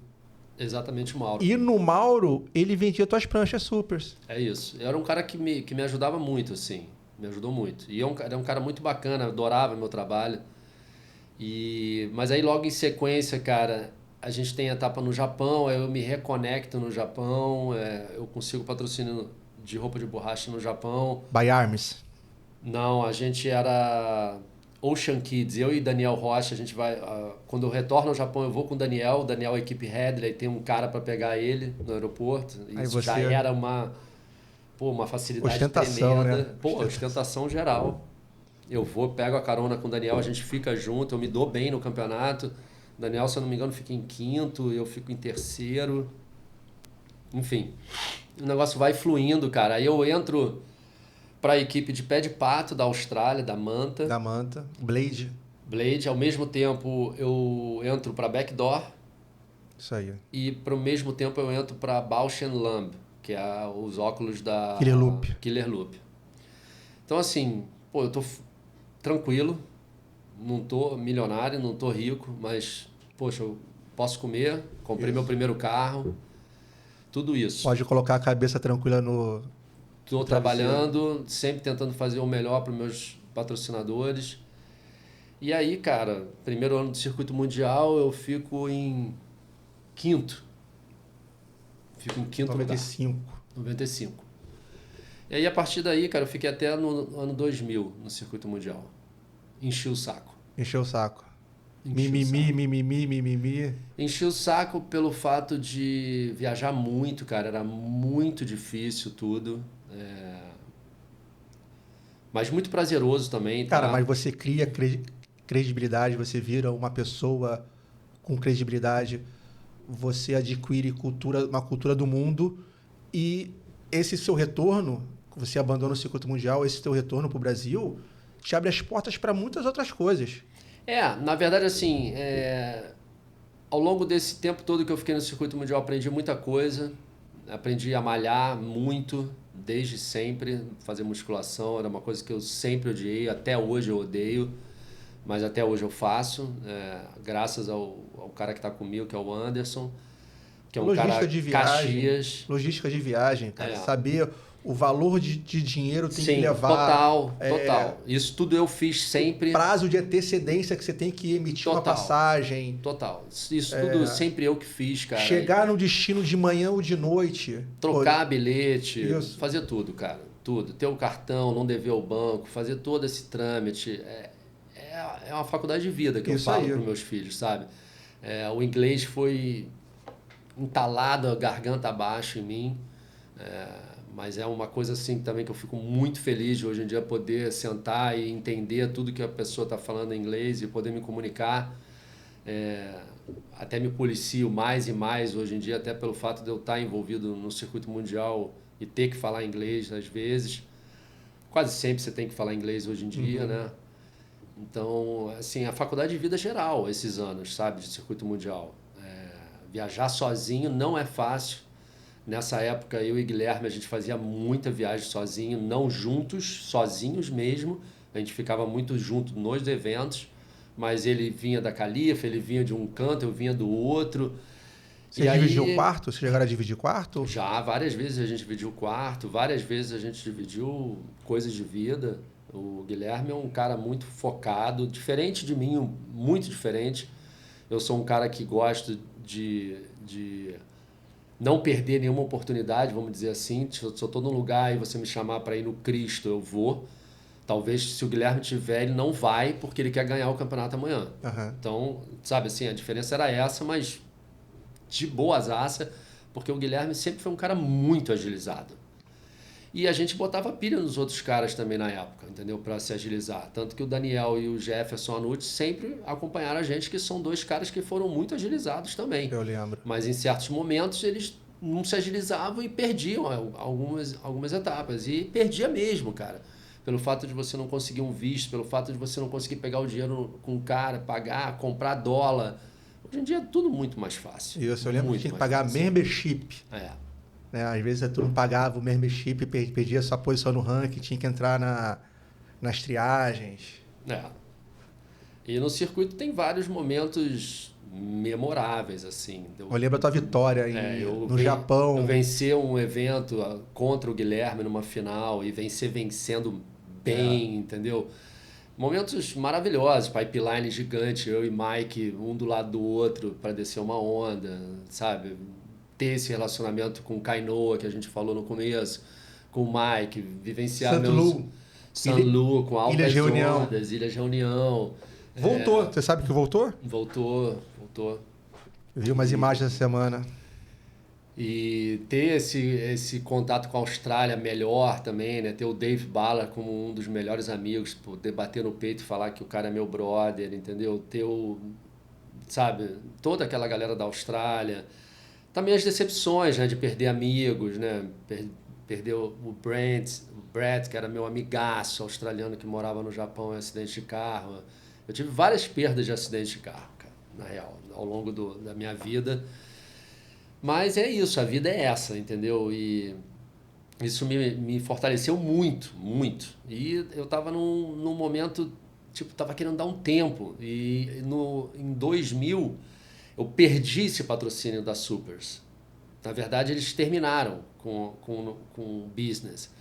Porque o business foi cair na mão de um cara europeu, francês, que morava em Paris, não era surfista, e o cara queria fazer coisas que eu falava para ele, cara, não vai dar certo.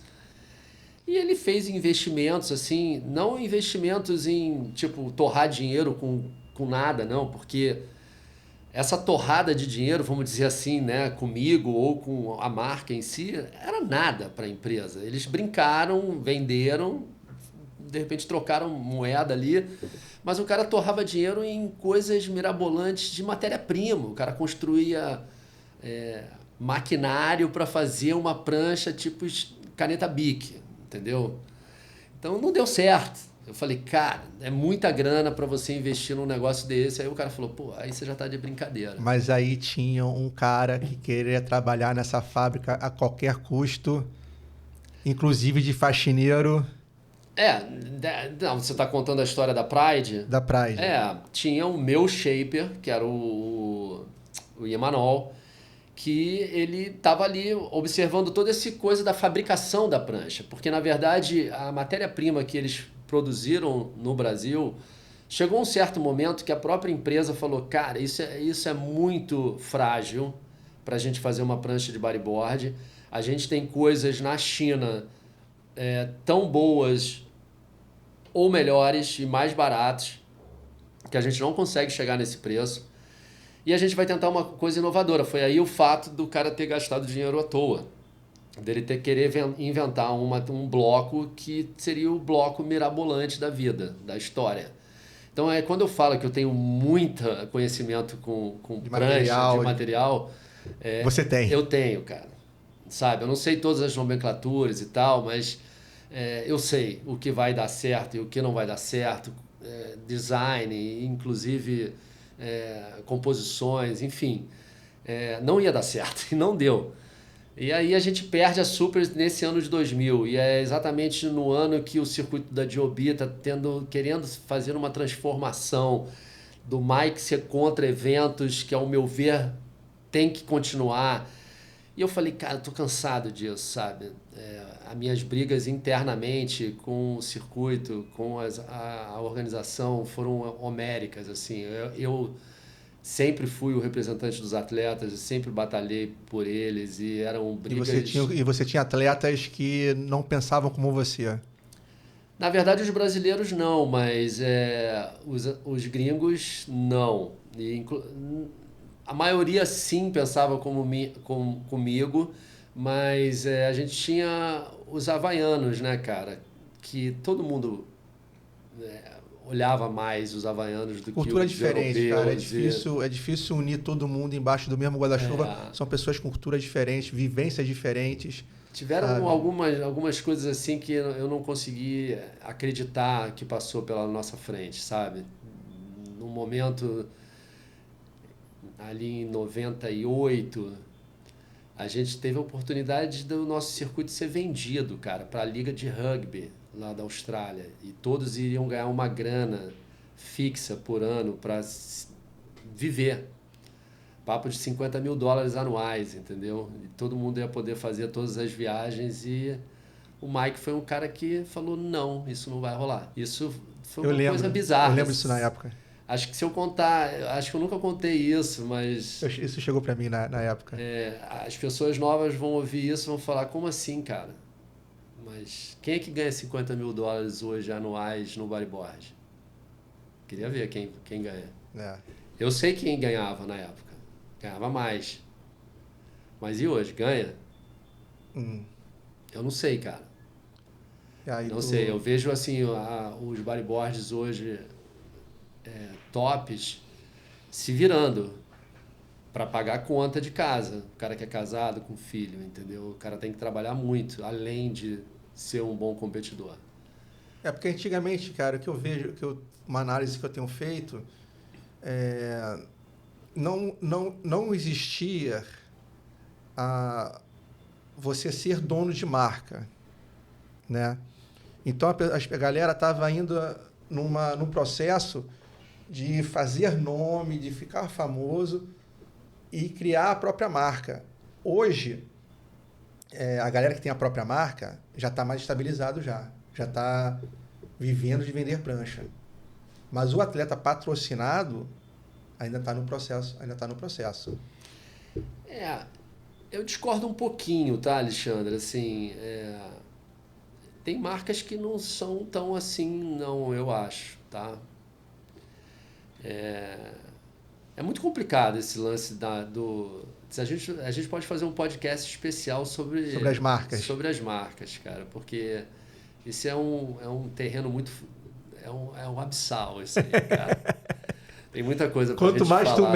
Quanto mais tu mexe, mais surpresa aparece. É porque as pessoas acham que hoje é tudo muito bonito, né, cara? Se você faz um marketing bonito, a pessoa que tá olhando fala, caraca, esse cara tá milionário. Mas às vezes não é assim, cara. Às vezes é uma coisa que você sobrevive. Mas ganhar dinheiro para mim não é isso, cara. Uma vez eu sempre me vem isso à cabeça quando a gente fala sobre isso. Eu tava no Havaí, cara, com o Guilherme. E o Guilherme é muito amigo do Renan Rocha, do surfista. Uhum. Né? O Renan, na década de 90, foi o melhor surfista brasileiro em pipeline. Isso. O Renan, ele tem terceiro lugar em pipeline. Eu digo assim, não em eventos, de surfar mesmo. Sim. Né? Ele surfa bem pipeline. E o Renan falou uma coisa assim para mim. O Renan, ele era do circuito mundial nessa época. Ele falou, pô, Fábio, os caras estão ali rindo, achando mó barato ganhar, acho que na época era 20 mil, 50 mil, sei lá quantos mil dólares no primeiro lugar. Cara, eu vou achar mó barato quando eu chegar na praia e sair do meu BMW. Isso. E bater a porta do meu carro e falar, esse carro é meu. Bocão também falava a mesma coisa. E aí a realidade dos caras, dos surfistas hoje é melhor do que essa. Sim. Dos surfistas tops do circuito mundial, os brasileiros, tá? Sim. Não estou falando do geral. Do geral.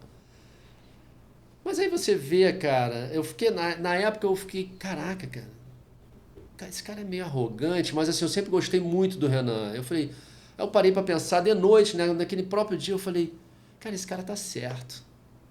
Ele não é arrogante, não. Ele tem que pensar dessa maneira. E isso é que o bodyboard precisa ter, sabe? De pessoas assim, cara. Sim. E eu acho que esses anos todos no meu esporte me deu essa capacidade de enxergar isso, que o bodyboard pode ir além disso. Com certeza. E a gente tem que sair da caixinha, cara. Porque desde a época que eu saí do circuito mundial, agora eu voltando, a gente fazer uma corrida no tempo aqui... Que você esteve nos primeiros eventos mundial, brasileiro, carioca e tudo mais, e volta agora, volta como locutor, mas também... Comentarista, mas está ali envolvido com o staff, né? E vê de onde viemos, aonde estamos e para onde estamos indo. Então, isso me deixa preocupado. Você é um cara que pode analisar, você tem bagagem para analisar isso. Então, isso me deixa muito preocupado, cara, no começo, assim, quando eu chego no circuito mundial de volta, pelo um convite do Juliano Lara, assim, que ele me convidou, de me propor um teste de eu fazer uma locução, né, de ser comentarista do webcast do circuito mundial no Chile, primeira etapa em Arica. Eu falo, caraca, Gil, como assim, cara? E eu já estou fazendo as minhas coisas que eu faço hoje em dia, que é viagens, aulas. Falei, tá bom, eu vou encaixar isso. Quero fazer uma coisa que eu gosto, sempre gostei de televisão, sempre gostei de falar em frente à câmera, não tenho medo de câmera, posso fazer o que você quiser.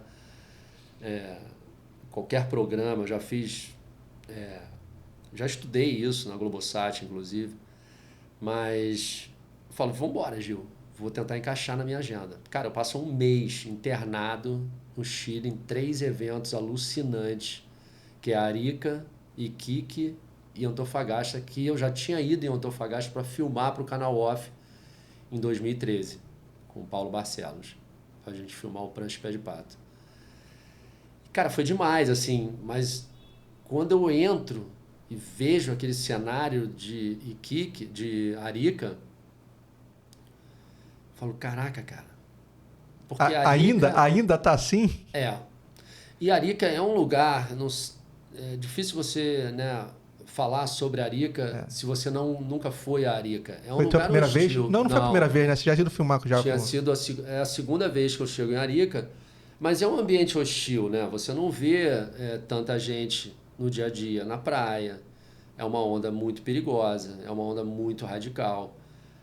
E você vê os atletas ali, cara, A performance eu nem posso, não preciso falar que a performance hoje em dia é uma performance muito mais agressiva do que na década de 80. Pô, totalmente diferente. Linha de onda, material, prancha, linha de prancha, tudo.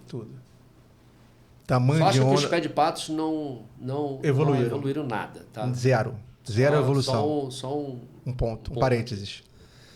Mas eu vejo assim, o que me assusta no primeiro momento, quando eu entro no circuito, é ver que não tem tanta gente assim, como na minha época, que estava ali no circuito, cara, trabalhando, ganhando dinheiro. Qual era a vida do Fábio Aquino nos primeiros anos do circuito mundial? E do Guilherme? Só circuito mundial. Só bodyboard. Só bodyboard. Eu não fazia mais nada. Só bodyboard. Nada. Eu lembro que tem uma foto sua na Fluid Bodyboard ou na Visual Bodyboard que você montou um estóriozinho em casa, você ali com 19 anos já morando sozinho já. Você montou era teu fax que você usava para passar o fax. Isso foi na revista japonesa. Passava o fax para mandar. Você montou um estóriozinho em casa. Sim. Certo?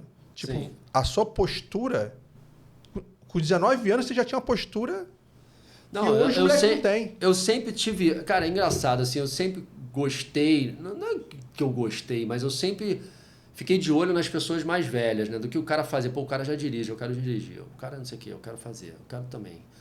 Eu sempre fui um cara que ou eu ia ser assim, entendeu, Alexandre? Ou eu ia ficar com a minha família, cara. Meu pai era pai de 3 crianças, ele não tinha dinheiro para me mandar para o Havaí, muito menos, para me mandar para a Austrália. Muito menos para dar 3 carros para os 3 filhos, cara. Eu tinha que me virar. Então, assim, eu sempre fui muito grato, mas sempre fui muito ambicioso não pisar em ninguém, porque isso retorna sempre. Nunca pisar em ninguém. Então, o processo foi esse.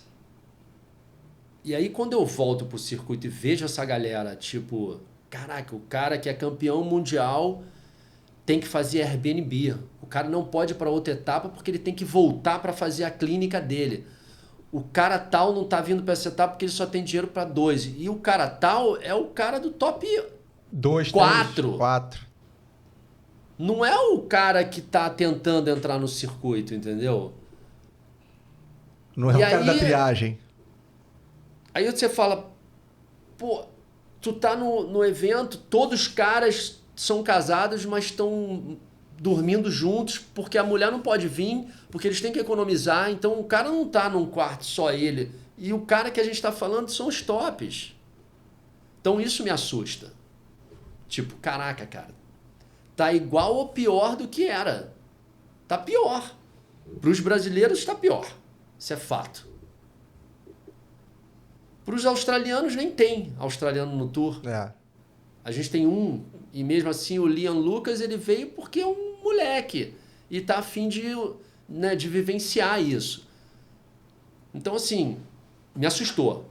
Mas o que me deixou feliz, cara? É porque a IBC tem um trabalho muito sério.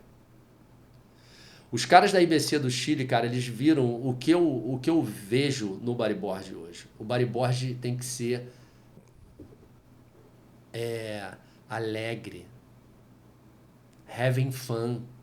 A gente precisa trazer isso de volta. Bodyboard para todos. O bodyboard é o esporte mais inclusivo para qualquer pessoa descer, deslizar numa onda, cara. Eu, Fábio Aquino, consigo botar qualquer pessoa para descer uma onda. Qualquer, quando eu digo qualquer... Cara, é qualquer mesmo. É qualquer mesmo. É o cara que tem deficiência, é o cara que é cego, é o cara que tem qualquer tipo de deficiência, seja mental, seja física, para você, para tua mãe, para o teu pai, para qualquer pessoa, cara. E isso, a felicidade da pessoa quando tem contato na água é demais. Então a gente tem que sair da caixinha, cara. Lógico, o bodyboard é extremo, o bodyboard acha os melhores slabs, isso é fato, eu gosto de ir ainda. Eu sou um cara muito cauteloso, você não vai me ver no short break, 2 metros, fechando para fazer uma foto, não vai me ver. Até que eu botei isso na minha cabeça, você não vai me ver competindo no campeonato master. Eu não quero. Eu já passei dessa fase. Isso, tá certo. Eu acho bacana, mas eu não quero. Eu não quero me disponibilizar 1 mês antes do evento. Eu quero tomar um vinho contigo daqui a pouco. Eu quero tomar uma caipirinha amanhã, eu quero nadar, eu quero ficar 5 horas na água, como eu fiquei ontem, pegando altas ondas. Então, sabe assim, hoje em dia, cara, o que eu acho, o bodyboard tem que sair da caixinha. E a IBC, ela acredita nisso. Além dela querer fazer o alto rendimento, o alto nível, até porque, se você vê aí o histórico dos eventos da IBC, cara, os caras estão de parabéns. Não. É um circuito irado. Por tudo que a gente tem. E os caras sabem disso, que o cara tem que chegar com uma BMW na praia. Porque ele também quer chegar, o cara que está fazendo o campeonato. Isso. E, cara, eu não vou citar nomes aqui, mas a diretoria da IBC são caras que são caras inteligentes, cara. São caras trabalhadores. São caras que querem ganhar dinheiro. São caras pais que precisam pagar conta. Eu acredito no seguinte, eu acho que já chegou o nível de estrutura de palanque, de webcast, né? Tudo já está alinhado para a chegada do dinheiro. É isso. O produto está sendo moldado. Eu acredito que em breve nós teremos um aumento de premiação aí. Se Deus quiser, muito cara. Em breve. E eu acho que... Inclusive, temos que ter maturidade para receber esse dinheiro e saber o que iremos fazer com o dinheiro. Exato. Porque eu vejo que muitas vezes não foi falta de dinheiro, foi saber o que fazer com o dinheiro. Com certeza. Lá atrás, com certeza. Porque eu já soube de história, cara, de atleta ter dificuldade para ir pro evento, vencer o evento, receber o dinheiro na mão, torrar o dinheiro em 2, 3 dias e ter dificuldade para voltar para casa. É isso aí. Mas certo. Isso é o retrato do nosso esporte, né, cara? Entendeu? Então também falta a maturidade do atleta, do competidor, do que ele irá fazer com o dinheiro. Por isso que, assim, a gente está num momento bom, cara. Assim, eu acredito que a gente está num momento bom. Eu acho que o circuito mundial está na mão de pessoas competentes, tá? São pessoas do bem, não são pessoas do mal. A gente não tem ninguém do mal ali, a gente não tem ninguém do mal na comissão técnica. Eu posso te falar isso de coração aberto mesmo, sabe? A galera da Webcast faz aquilo ali com muito amor para, sabe, entregar um produto com uma excelência que a gente não tem de investimento. As pessoas que estão em casa não sabem de metade do que passa. Quem trabalha em mídia, quem trabalha em televisão, quem trabalha em transmissão de webcast sabe muito bem o que eu estou falando. Às vezes você entrega uma coisa que o cara acha que tu tá com uma equipe imensa e às vezes você tá sozinho. Tô ligado. Então, é bem difícil. Então, a entrega é muito importante e é o que eu falei, cara. Eu vivenciei ali. Não tem ninguém ali querendo, tipo, tô ali, cair de paraquedas para usufruir de um esporte. Tá todo mundo querendo bem.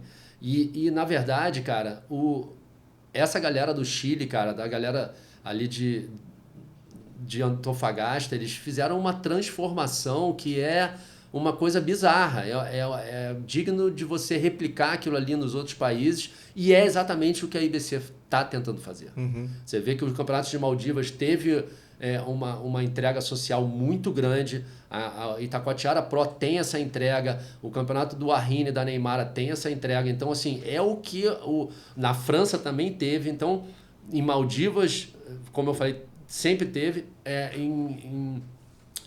Em Marrocos ia ter uma enorme, mas infelizmente teve o terremoto. O campeonato não foi cancelado, ele foi só trocado de data.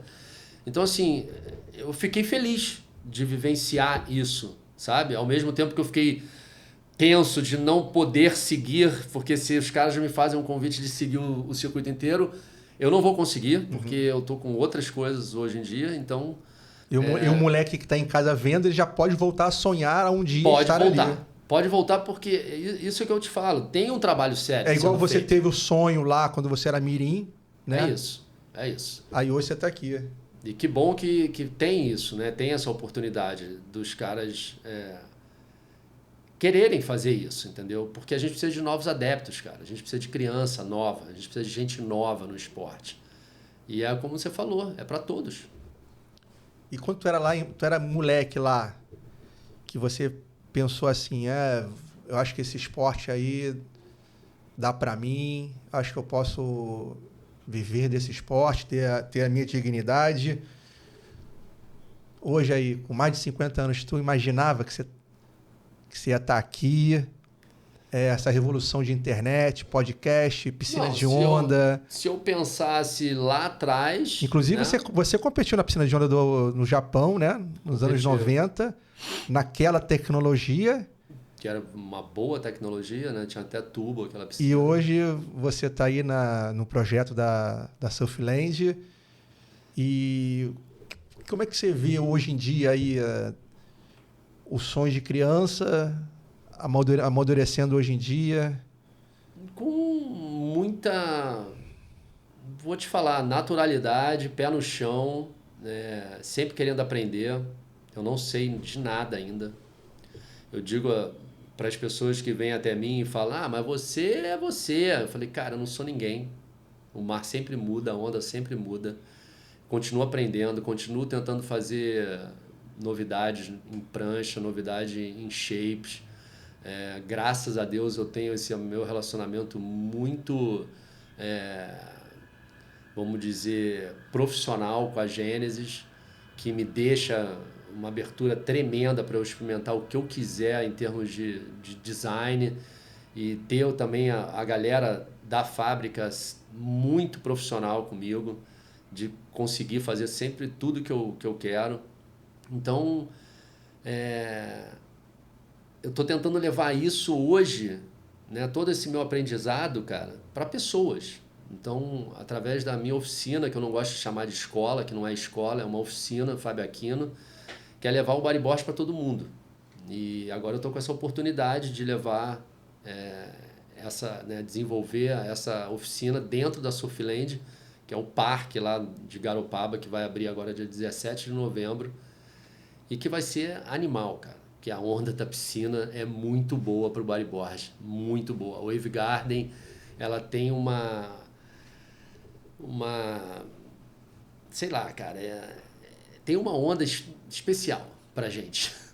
Eu tenho certeza que quando eu conseguir levar uma etapa do circuito mundial para dentro da piscina, vai cair no gosto da galera toda, da galera extrema. Aí já foi plantada a sementinha. Já, a semente está plantada já. A semente está plantada, já a gente vai divulgar aí novidades de uma etapa dentro da Wave Garden, mas não posso falar nada. Mas a Surfland é um projeto ambicioso aí para mim, cara. Eu estou aprendendo muito com isso, porque vou morar em Santa Catarina, que é um estado que teve muita atuação na minha carreira, né? Como a gente falou aí do evento que eu competi com a luva. É um estado que eu tenho muito carinho. Um dos meus melhores amigos mora hoje em dia em Floripa. Eu não vou morar em Floripa, vou morar em Garopaba, mas eu vou estar lá presente, cara, todos os dias na oficina Fábio Aquino dentro da Surfland. Tô com 2 caras que agora eu posso falar para todo mundo, junto da minha equipe, que são fenomenais, que é o Luiz Vilar e o Ronaldo Figueiredo, 2 caras top do estado de Santa Catarina. Eu quis usar as pessoas de Santa Catarina para a minha equipe. Acho super justo isso da minha parte. Até porque a Surfland não vai ficar só em Garopaba. A ideia é fazer em outros estados também uma Surfland. Então a minha ideia também é percorrer todos esses outros estados e ajudando o esporte a crescer dentro de cada estado e dentro de um ambiente super controlado, que é a Wave Garden. E que se a gente fala que o bodyboard é para todos, cara, dentro da piscina, então, é para todos mesmo. Né? Então, essa é a metodologia, né, e o ideal que eu quero passar. Convida a gente para ir lá, galera do podcast. Com certeza, já estão convidados. Já. É isso aí, galera. Estamos aqui. O papo está muito bom, mas ficamos por aqui agora. Muito obrigado pela audiência aí, Fábio. Obrigado a vocês aí, e nos vemos na água. Valeu, irmão.